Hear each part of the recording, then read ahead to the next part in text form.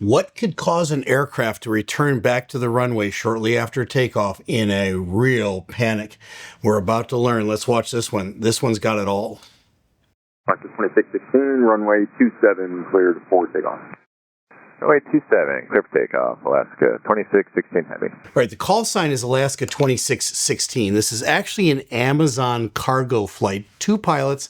They're on their way from Cincinnati down to George Bush International Airport in Houston. They're on a takeoff roll, and you're going to see this. Everything in this is different, and it's unusual. I've never seen a lot of this stuff before. They're going to get asked by the tower if they had a bird strike. The tower must have seen something on their takeoff roll, and man, this thing gets hairy real fast. Watch. Rolling down the runway. They're at rotate speed right about now. They start their climb, and you hear this. 2616, did you strike birds on departure? Did you strike birds on departure? I've never had a tower ask me that question before. This is very unusual. But he must have seen something from the tower. This tower controller is really, really good. And in fact, you're going to see everybody's really good in this one, but this tower controller is excellent. He sees what might have been a potential problem, and the crew, they're busy right now. They're going to get back to him. Engine problem. We'd like vectors to return to the ILS 27. Okay, we've got an engine problem, and they took birds in one of their engines. It's going to end up being the left engine. They want to come back around. I think initially they took off a runway 27. They want to come back to the same runway. That's understandable because you're just thinking the mind frame of coming back to the quickest runway to come back to is the one I just took off of. But you know what? Honestly, if there's north-south runways, if you make a left, what's called a 270, instead of a 360 all the way back around, you're going to get back to those northerly runways even faster. So let's see if they change their mind. 2616, roger. Maintain 3000 if able, and turn left heading 230. Do you need immediate assistance back to the runway? Climb to 3000, affirmative, right back to the runway for Alaska 2616 Heavy. Okay, so that immediate back is something that you've heard me caution about in the past, because it usually takes longer than you think to get an engine shut down and all the checklists done and back to the runway. But there are situations that are so urgent where you do have to get that airplane back on pavement as fast as you possibly can. This is one that's going to become that very quickly. This thing gets even worse. Not only have they hit the birds and they have problems with an engine, watch what happens next. Okay, I'm just going to keep you on frequency in the pattern. Make a left turn southbound heading 180, please, if you can. 180. South 180 on the heading, Alaska 2616 Heavy. And you can just do the pattern on your own if you'd like. Let me know if you'd like to do that, and if you see the field, then you turn. Okay, that's an interesting thing. I've never had a controller offer me that before. Now, in the military, I've had that before. I've had it where I just kind of made up my own pattern. What is your own pattern? You kind of climb up to about 2,000, maybe 2,500 feet. You make your own racetrack back to the runway. You keep the field in sight the whole time. And at your discretion, you can start your turn back in, get your flaps and your gear and land that airplane.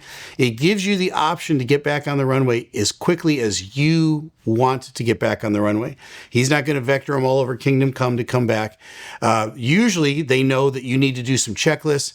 In this case, since it's an Amazon cargo flight, they don't have to make a PA to the flight attendants, and they don't have to make a PA to the passengers because they don't have any. They're just boxes back there. So those two things that take up a considerable amount of time are not part of this equation. These guys are in a panic to get back, and you're going to see why. Thank you. We'll keep you advised. Alaska 2616 Heavy. You said it was a left engine issue now? Affirmative, left engine. We took a bird intake. We just want to come back and land. Okay, yep, that's fine. Let me know how it's going, and I'll clear your visual. Things are going to get worse. It's going to be 36 right. 36 right is going to be your runway if you can take that. Okay, we'll set up for 36 right, Alaska 2616 Heavy. Okay, why is he setting him up on 36 right? Because they took off a 27. So 27 is an east-west runway. He's setting them up on a north-south runway. Why? Because they can do that left 270 I just described and come right back into that northerly runway. They don't have to go all the way back around to come back into 27. It's a quicker way to pavement for these guys if they need it. So he's giving them the latitude to make up their own pattern. I'm going to set you up for 26 right. If you don't, But why don't you guys plan on that? And they're agreeing, but things are getting worse up in the cockpit, and that's why they're kind of distracted. They're going to make some miscues here in a minute. The controller's going to pick up on it, and you're going to understand why. They're headed south right now. 2615. I'm showing you at 2,600 feet. That is fine for the MVA if you just want to hold that altitude. The MVA, what's the M? Mike Victor Alpha. What's the MVA? It's the minimum vectoring altitude. So the controller, who has a radar screen that can see all the way out and all the terrain around them, has a minimum altitude that on a certain heading in a direction that you can have. He says 2,600 feet. That's great. You can go as long as you want on that heading. Do the pilots have that same information on their screen? Yes, it's not exactly the same display, but I have green, yellow, and red on my screen for altitude that's climbing or rising in front of me. So if I see nothing but green out in front of me, I know I'm well above 2,000 feet of anything that's out in front of me.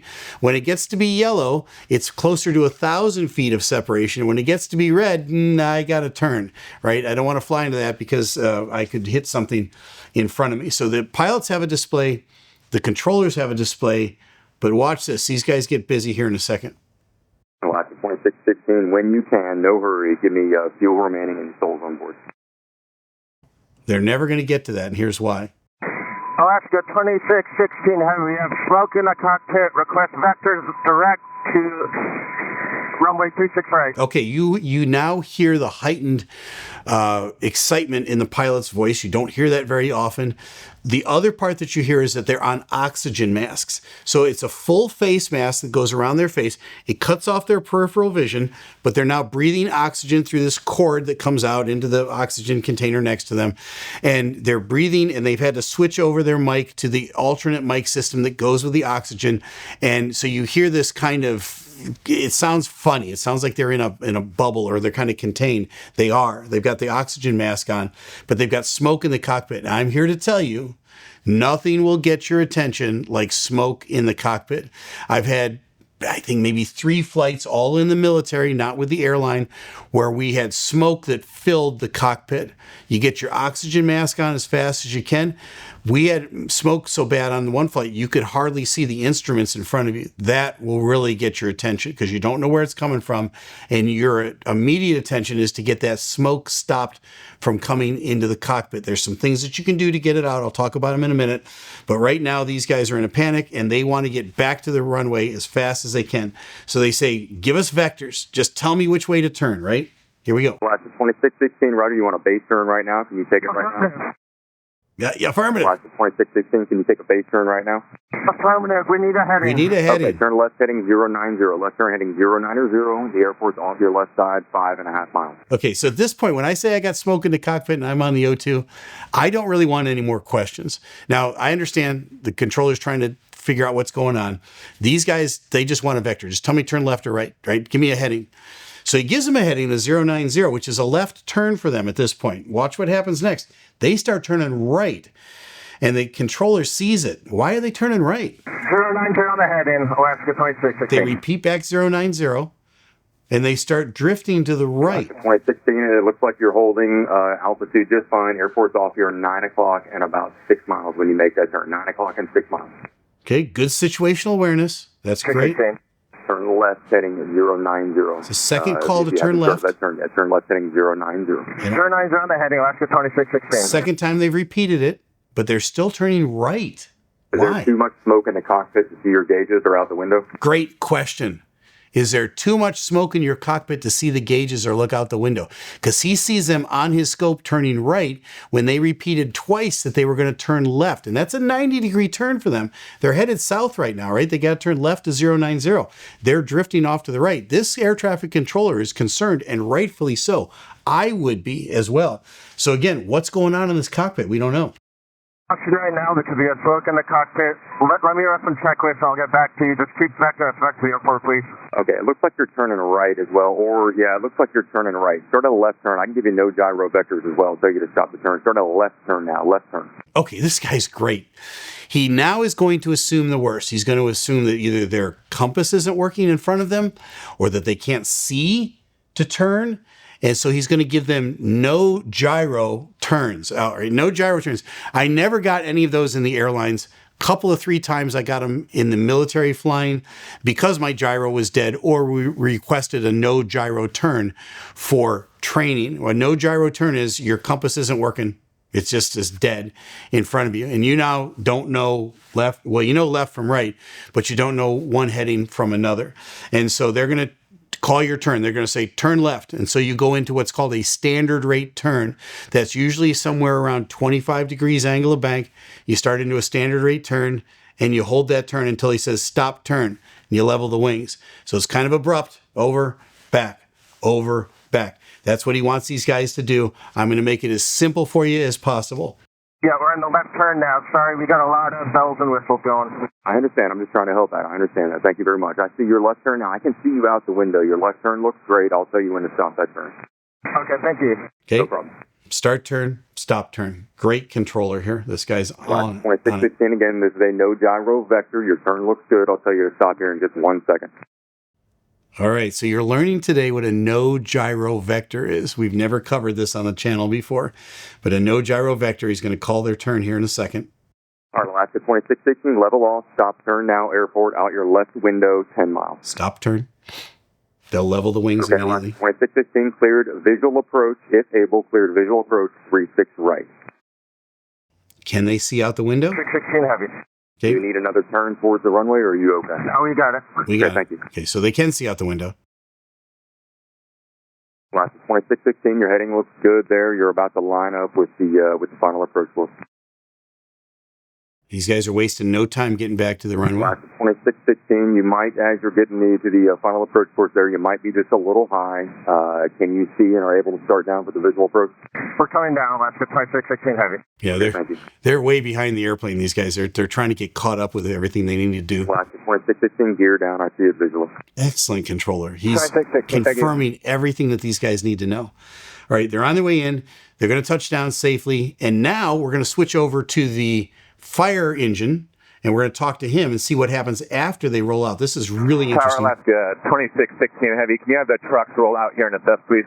Yes, they are following you down the runway, Alaska 2616. You can go all the way to the end if you prefer, all the way to the end, or just stop there on the runway. Your choice. Your choice.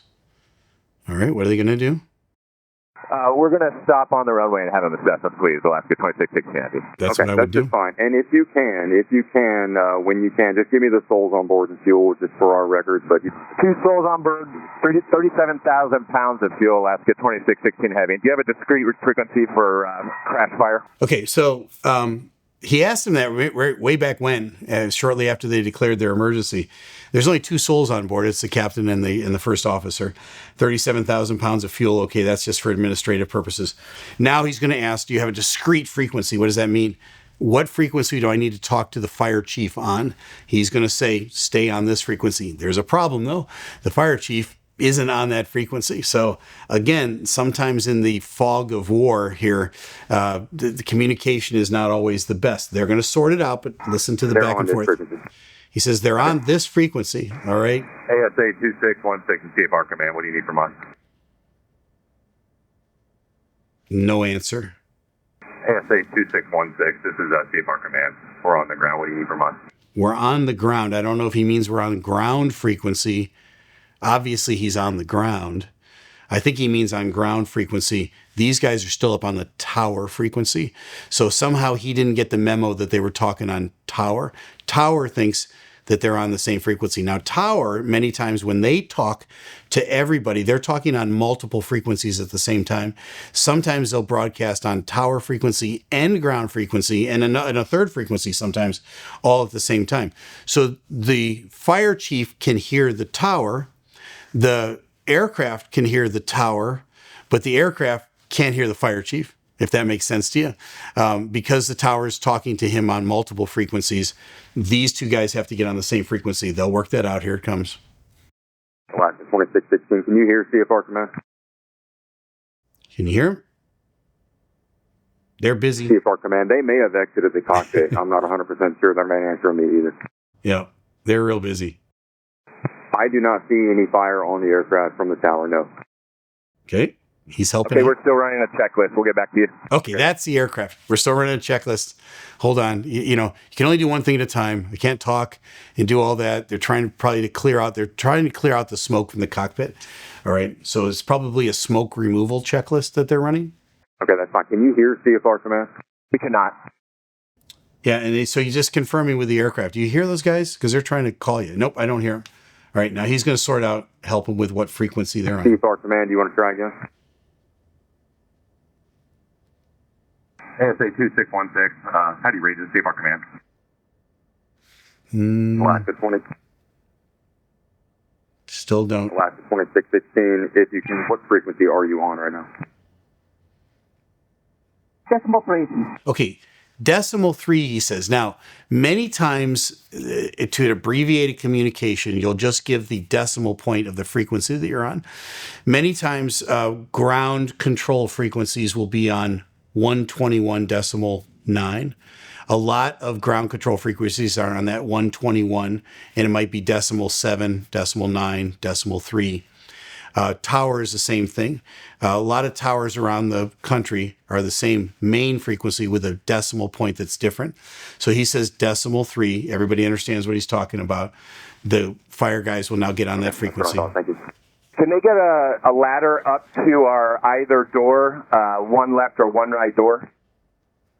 CFR command, did you copy that? Copy that, yes. We'll handle that right now. Okay, thank you. So instead of blowing their slide, they're going to ask for the fire truck to get a ladder up to the door. It's just the two of them. So again, it's expensive to blow a slide. If they can get a ladder up there, these guys are going to finish the checklist. They're going to set the parking brake, get a diagnosis of the outside of the airplane, and probably walk right out the door onto the fire truck, and off they go. Right? The fire was on the left side, the engine failure and possible fire, Now so the he's right talking to the side would be fire better, chief. one our door. Okay. And can crash rescue just make sure there's no fire on that number one engine? Yep. Give our command copies. We'll inspect that for you. Can you shut down the number two engine for us, please? It's coming down. Okay. Finally, the two of them are talking to each other. He's telling them to shut down the right engine because they don't want to put the fire truck in front of that Alaska engine. Air 2616. We're going to get a ladder up to the L1 door for you. The left door. Okay. Let's see. Alaska 2616. How do you hear? Hear you loud and clear. Stop by with the door. We're disarming it. Okay, now it's a different voice. I don't know if that's the first officer or the captain. It doesn't make a difference. At this point, whoever grabbed the mic on the airplane said, "We're disarming the door." Okay, so all the doors are armed for flight. That means that if they are opened in an emergency, the slide will deploy and that you can slide down to safety. They have to disarm the door before they open it up. They don't want the ladder at the door and the slide to deploy. That could hurt people. Command copies. Lots of things you got to consider here in something like this. Disarmed. You can proceed. Okay, disarmed. So now, another couple of minutes, they finally get the fire truck over there. They inspect the outside of the aircraft.